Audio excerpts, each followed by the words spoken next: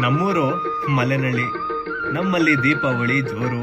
ನರಕ ಚತುರ್ದಶಿ ದಿನ ಚಂದ್ರಾದ್ರೋಣ ಪರ್ವತದಲ್ಲಿ ದರ್ಶನ ನೀಡುವ ದೇವಿರಮ್ಮ ಮಾರನೆಯ ಅಮಾವಾಸ್ಯೆ ದಿನ ಕೆಳಗಿನ ದೇವಸ್ಥಾನದಲ್ಲಿ ಸಮಸ್ತ ನಾಡಿನ ಜನತೆಗೆ ಗಾಳಿಯ ರೂಪದಲ್ಲಿ ದರ್ಶನ ನೀಡೋದು ಇಲ್ಲಿಯ ವಾಡಿಕೆ. ಚಾಮುಂಡೇಶ್ವರಿಯ ಶಾಂತ ಸ್ವರೂಪವಾಗಿರುವ ದೇವಿರಮ್ಮನವರಿಗೆ ಮೈಸೂರು ಸಂಸ್ಥಾನದಿಂದ ಪ್ರತಿ ವರ್ಷವೂ ನಡೆಯುವ ಬಾಗಿನ ಅರ್ಪಣೆ ಕಾರ್ಯಕ್ರಮ ನಮ್ಮೂರಿನ ಹಬ್ಬಕ್ಕೆ ಒಂದು ರಾಜಕಳೆ. ನಾಗರಿಕತೆಯ ಪ್ರಭಾವದಿಂದ ಘಟ್ಟದ ಮೇಲಕ್ಕೂ ಕಾಲಿಟ್ಟಿದ್ದ ಚಂಡೆ ವಾದ್ಯವನ್ನ ಜನ ಆಸ್ವಾದಿಸಿದ್ದರೂ ನಿಶಾನಿಯನ್ನ ಕೊಂಚ ಮಿಸ್ ಮಾಡ್ಕೋತಿದ್ರು. ಈ ಬೇಜಾರನ್ನ ಮರೆಮಾರಿಸಿದ್ದು ವೈದ್ಯನಾಥ್ ಟೈಗರ್ಸ್ ಅವರ ಹುಲಿ ಕುಣಿತ.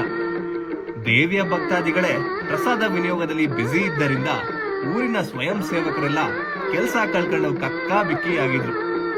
ಅಡ್ಡೆ ಕಟ್ಟೋ ಟೈಮಿಗೆ ನನ್ನ ಹಾಜರತಿ ಇರಲೇಬೇಕು ಎಂದಿದ್ದ ತಮ್ಮಣ್ಣನ ಮುಂದಾಳತ್ವದಲ್ಲೇ ಅಡ್ಡೆ ಕಟ್ಟೋ ಕಾರ್ಯಕ್ರಮ ಜಾರಿಯಲ್ಲಿತ್ತು. ಚಂಡೆ ವಾದ್ಯ ಕೇಳಿ ಮಂಡೆ ಬಿಸಿಯಾಗಿದ್ದ ಮಲ್ನಾಡ್ ಮಂದಿಗೆಲ್ಲ ಸಂಜೆಯ ನಿಶಾನಿ ವಾದ್ಯ ಕೇಳಿ ಮೈಕೈಯೆಲ್ಲ ಲೂಸ್ ಆಗಕ್ಕೆ ಸ್ಟಾರ್ಟ್ ಆಯ್ತು. ಅಡ್ಡೆ ಕುಣಿಸೋ ಕಾರ್ಯಕ್ರಮವೇನೋ ಬರದಲ್ಲೇ ಸಾಕ್ತಿತ್ತು. ಇನ್ನೂ ಬರದಿಂದ ಸಾಕ್ತಿ ಇದು ಮುಂದೆ ಅಡ್ಡೆ ಕುಣಿಸೋಕೆ ನಡೀತಿದ್ದ ರಿಸರ್ವೇಶನ್.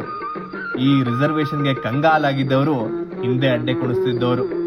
ಇವರ ಪಾಡನ್ನ ನೋಡಿ ದೇವ್ರೇ ಮುಗುಳ್ನಕ್ಕಿ ಸುಮ್ಮನಾಯ್ತು.